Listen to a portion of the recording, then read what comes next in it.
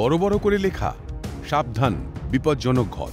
ঘরের সিলিং থেকে উঁকি দিচ্ছে ইট সিমেন্টের চাইগুলো। এই বুঝি ছুপ করে ভেঙে মৃত্যুর মুখে ঠেলে দেবে কাউকে। প্রাণ হাতে করে চলছে দেদার রোগী দেখার কাজ। পলেস্তারা খসে একেবারে বেহাল দশা হিঙ্গলগঞ্জের স্বাস্থ্যকেন্দ্রের। খারাপ হয়ে গেছে, ভেঙে পড়ে যাচ্ছে। আমাদের তো ভয় তো করবেই, যাতে মেরামত হয় ভালোভাবে সুস্থভাবে, এটা যাতে কমপ্লিট হয় সেটাই আমরা করতে চাচ্ছি। হসপিটাল বলে তো কিছু নেই, আপনার এখানে দেখা যাচ্ছে গোডাউন, কোথাও ময়লা কোথাও বালি এগুলো ফেলা। এখানে মানুষ আসে, রুগীরা আসে যাতে সুষ্ঠুভাবে একটা সেবা পায়। এখন 1টা বাজে, এই তো কিছু রুগী ফিরে চলে গেল, ডাক্তারবাবুরা নেই। এখানকার স্বাস্থ্য কর্মী থেকে শুরু করে স্বাস্থ্য আধিকারিক এবং চিকিৎসক সহ রোগীর আত্মীয় স্বজন, রোগীরা কিন্তু আতঙ্কের মধ্যে তারা চিকিৎসা নিতে আসছে হিঙ্গলগঞ্জ এলাকায়।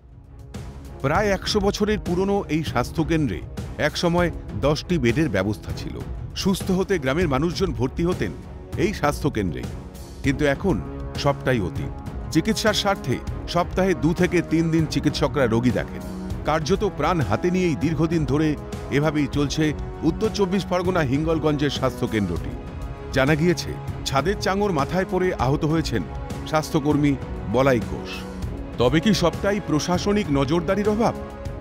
সাহেবেরও তো ওপর থেকে এসে লিখি নিয়ে যায়, দেখি যায়, তা কি করছে তো আমি তো বলতে পারবো না। হ্যাঁ, ভয় লাগে। আমার নিজের মাথায় পড়িল, একবার মাথায় রক্ত বেরিয়ে গেল।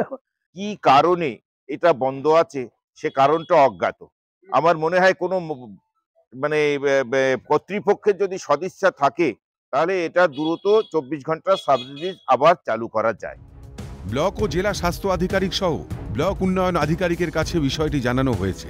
দ্রুত স্বাস্থ্যকেন্দ্র মেরামতির আশ্বাস হিঙ্গলগঞ্জ ব্লক স্বাস্থ্য আধিকারিকের।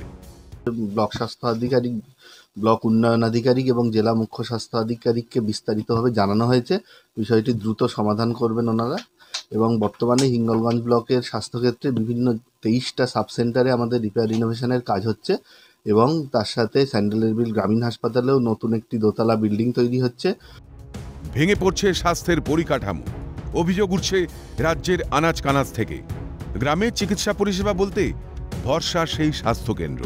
তাও যদি নামমাত্র খোলে, কোথায় যাবেন সাধারণ মানুষ? কবে সংস্কার হবে সেই দিকেই তাকিয়ে রয়েছে স্বাস্থ্যকর্মী থেকে শুরু করে এলাকার মানুষজন। বসিরহাট থেকে শামীম মোল্লা, ক্যালকাটা নিউজ।